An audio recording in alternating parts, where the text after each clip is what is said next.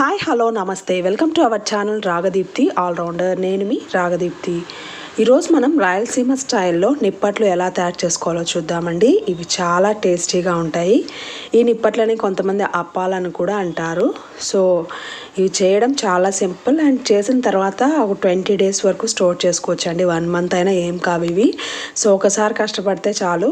కష్టపడడం కూడా ఎక్కువ ఉండదండి, ఎందుకంటే మనకు ఇలా రౌండ్ షేప్ చేయడానికి కూడా ఒక ఎక్విప్మెంట్ ఉంది, దాంతో త్వరగా చేసేసుకోవచ్చు అనమాట. సో చూడండి స్మూత్ కూడా ఎంత బాగా వచ్చాయో. సో ఇలా తుంచితేనే తునిగిపోతున్నాయి, చాలా స్మూత్గా వచ్చాయి, టేస్టీగా ఉన్నాయన్నమాట. సో ఇవి ఎలా చేయాలనేది చూద్దాము. సో చూడండి అన్నీ చేసుకున్నాక ఒక స్టీల్ క్యారియర్లో వేసి మూత పెట్టేసాము. అలా స్టోర్ చేసుకుంటే గాలి దూరని ప్లేస్లో మనకి 1 month అయినా ఏం కాదు.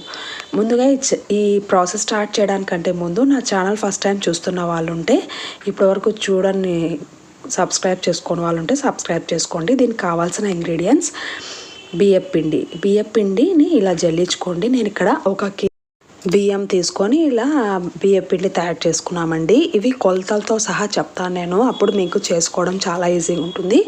ఇలా 1 kg బియ్యాన్ని పిండి పట్టించుకొని జల్లించుకొని పెట్టుకోండి. తర్వాత దీంట్లోకి మెయిన్ ఇలా పల్లీలను వేయించి వేసుకోవాలన్నమాట. స్టవ్ ఆన్ చేసి కడాయి పెట్టి పల్లీలని, శనగిత్తనాలు అంటారు కదా, వేరుశెనగ గుండ్లు, అవి వేసి మీడియం ఫ్లేమ్లోనే బాగా ఫ్రై చేసుకోండి. ఈ పల్లీలు ఎన్ని వేసుకోవాలంటే, కేజీ బియ్యం తీసుకుంటే 1/2 kg పల్లీలు వేసుకోవాలన్నమాట. సో చూడండి బాగా వేగిపోయాయి కదా. హై ఫ్లేమ్లో కాకుండా మీడియం ఫ్లేమ్లోనే బాగా వేయించుకుంటే లోపలంతా కూడా బాగా వేగుతాయి. ఇప్పుడు స్టవ్ ఆఫ్ చేసి చల్లారనివ్వండి. చల్లారిన తర్వాత అప్పుడు పొట్టు తీసుకోవాలి మనము. సో మెజర్మెంట్ గుర్తుంది కదా, 1 kg బియ్యం తీసుకుంటే 1/2 kg పల్లీలు తీసుకోవాలి, అప్పుడు టేస్టీగా వస్తాయి మనకి. సో చూడండి పొట్టంతా చెరిగిన తర్వాత ఇలా ఉన్నాయి, బాగా వేగిపోయాయి కదా. ఇప్పుడు వీటిని మిక్సీ జార్లో వేసుకోవాలి. సో అందుకని నేను మెజర్ చేసి చూపిస్తున్నాను. ఇవి మిక్సీ వేలో వేసుకొని పూర్తిగా మెత్తగా పౌడర్ చేసుకోకండి, కొద్దిగా పలుకులు లాగానే ఉంటాయి. జస్ట్ ఒక 3-4 times పల్స్ ఇవ్వండి, సరిపోతుంది. సో చూడండి ఇలా కొన్ని పల్లీలు అలాగే ఉన్నాయి, కొన్ని మెత్తగా అయిపోయినాయి. ఇలానే ఉండాలి, అప్పుడు బాగుంటుంది. ఇప్పుడు కారం తగ్గట్టు మనము మిక్సీ జార్లో ఒట్టి మిరపకాయలు ఉంటాయి కదా, కారం పొడి వాడకుండా ఇక్కడ ఒట్టి మిరపకాయలు వాడుతున్నామండి. సో ఇవి చాలా కారం ఉన్నాయి, అందుకని కొన్ని వేస్తున్నాము. తర్వాత ఇక్కడ రాళ్ళుప్పు వేస్తున్నాం. ఇది మొత్తం పిండికి సరిపడా ఇక్కడే వేస్తున్నాము. సో అందుకనే ఆ రాళ్ళుప్పు పిండిలో కలసదని ఇలా మిరపకాయలు మిక్సీలో వేసుకున్నప్పుడే ఉప్పు కూడా వేసి గ్రైండ్ చేసుకోండి. సో మూత పెట్టేసి గ్రైండ్ చేసుకున్నాం. ఇది కూడా పూర్తి మెత్తగా అవసరం లేదు, జస్ట్ కొద్ది కోర్స్గా బ్లెండ్ చేసుకుంటేనే మనకు అక్కడక్కడ ఈ ఎండుమిరపకాయలు పడుతూ బాగుంటాయి గింజలన్నీ. సో ఇలా కోర్స్గా బ్లెండ్ చేసుకోండి. తర్వాత ఇక్కడ ఒక గుప్పెడు పప్పులు తీసుకున్నాం. ఆ పప్పుల్ని కూడా మిక్సీ జార్లో వేసి జస్ట్ ఒక పల్స్ ఇవ్వండి. సో చూడండి కొన్ని పప్పులు అలాగే ఉన్నాయి, అలాగే ఉండాలి, అప్పుడే బాగుంటుంది, మనకి నిప్పట్లలో కూడా కనిపిస్తూ ఉంటాయి. తర్వాత బాగా వాష్ చేసి కరివేపాకుని ఇలా సన్నగా తరిగి పెట్టుకోండి. కరివేపాకు ఎక్కువ వేసుకున్నా బాగుంటుంది టేస్ట్. ఇప్పుడు పిండి కలుపుకుందాం. మెయిన్గా కావాల్సిన ఇంకోసారి చెప్తున్నాను, 1 kg బియ్యం పిండి, సన్నగా తరుక్కున్న కరివేపాకు, కొద్దిగా జీలకర్ర, పొడి చేసుకున్న శనగిత్తనాల పొడి, తర్వాత ఎండుమిరపకాయలు మిక్సీ పట్టుకున్నాం కదా అవి, తర్వాత నువ్వులు తెల్లవైనా పర్వాలేదు, నల్లవైనా పర్వాలేదు, తర్వాత పప్పుల పిండి. ఇప్పుడు పిండి కలుపుకుందాము. సో ఇలా బియ్యం పిండిలోకి ఇప్పుడు అన్నీ ఒక్కొక్క ఇంగ్రీడియంట్స్ యాడ్ చేద్దాము. కారానికి తగ్గట్టు ఒట్టి మిరపకాయలు వేసేసుకోండి. ఇప్పుడు ఒకవేళ మీరు మిక్సీ జార్లో రాళ్ళు వేయకుండా నైస్ ఉప్పు వేయాలి అనుకుంటే ఇట్లా పిండిలో డైరెక్ట్గానే వేసుకోవచ్చు, ఒట్టి మిరపకాయలు వేసేటప్పుడు అవసరం లేదు. తర్వాత కొద్దిగా జీలకర్ర, తర్వాత పల్లీల పొడి. బట్ రాళ్ళు ఉప్పు వేసుకుంటేనే కర్రీస్లోకైనా ఇలా నిప్పట్లు ఏమైనా చేసేటప్పుడు రాళ్ళు ఉప్పే టేస్టీగా ఉంటుంది, అందుకనే మేము రాళ్ళు ఉప్పే వాడాము.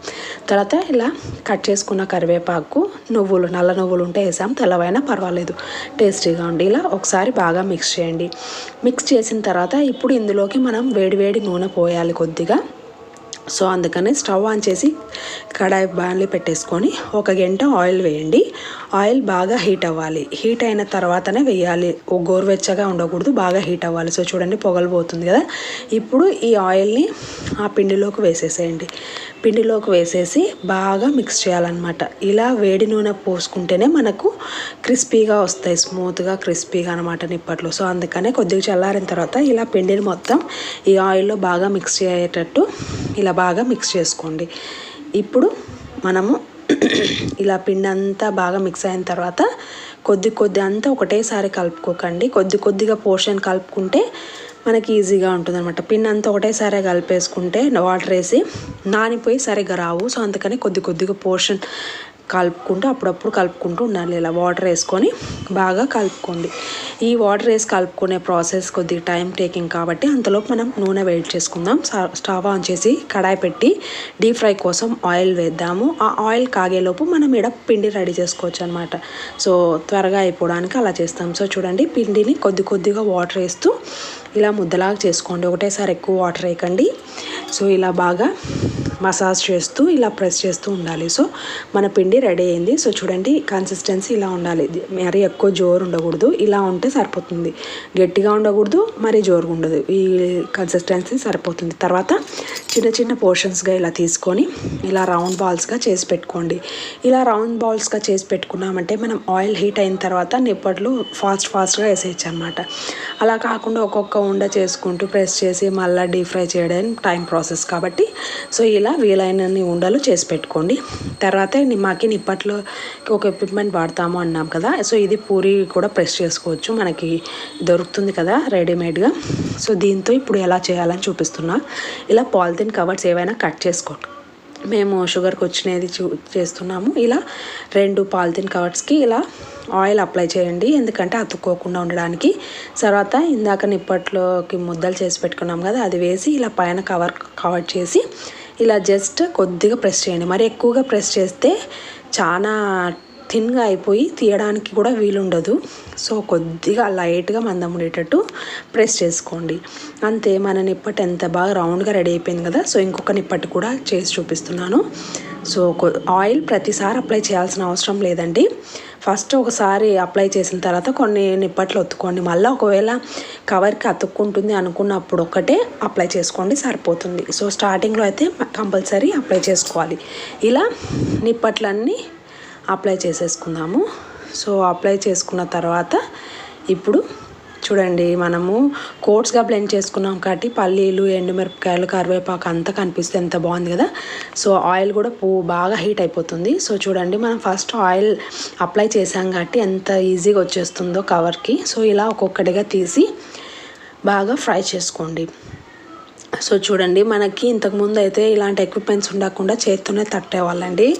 దాంతో రౌండ్గా చేసి ఇలా పిండి అంతా తట్టేలోపు వాళ్ళకి విసుగు వచ్చేది. సో ఇలా ఎక్విప్మెంట్స్ ఉన్నాయంటే ఈజీగా త్వరగా చేసేసుకోవచ్చు. సో చూడండి, ఒక సైడ్ కాలిన తర్వాత లైట్గా ఇలా టర్న్ చేస్తూ 2 వైపులా కాల్చుకోండి. సో చూడండి, ఇప్పుడు బాగా కాలిపోయాయి. ఇప్పుడు తీసేసుకోవాలన్నమాట. ఇలా మిగతా పిండి అంతా కూడా కొద్దిగా వాటర్ వేసి తడుపుకుంటూ ఇలా రౌండ్ బాల్స్గా చేస్తూ ఇలా నిప్పట్లుగా ప్రెస్ చేసేసి డిష్ అవుట్ చేయడమే. సో చూడండి, బాగా కాలిపోయాయి కదా. సో ఇలా చేసుకోండి, మన టేస్టీగా ఉండే నిప్పట్లు అనేది రెడీ అయిపోతాయి. సో ఇలా మిగతా పిండి మొత్తం చేసేసుకున్నాం. సో చూడండి, పైన ఎంత బాగా అనిపిస్తాయో పల్లీలు, పప్పులు, ఎండుమిరపకాయ గింజలు అన్నీ, కరివేపాకు అన్నీ చాలా టేస్టీగా ఉంటుందండి. ఇలా చేసుకున్న తర్వాత చల్లారిన తర్వాత అప్పుడు ఏదైనా ఎయిర్ కంటైనర్లో స్టోర్ చేసుకోండి. 1 మంత్ అయినా ఏం కాదు. సో మీకు నా వీడియోస్ నచ్చినట్టయితే please like, share and subscribe to my channel Ragadeepthi allrounder. Thank you so much for watching this video. Have a nice and wonderful day. Thank you.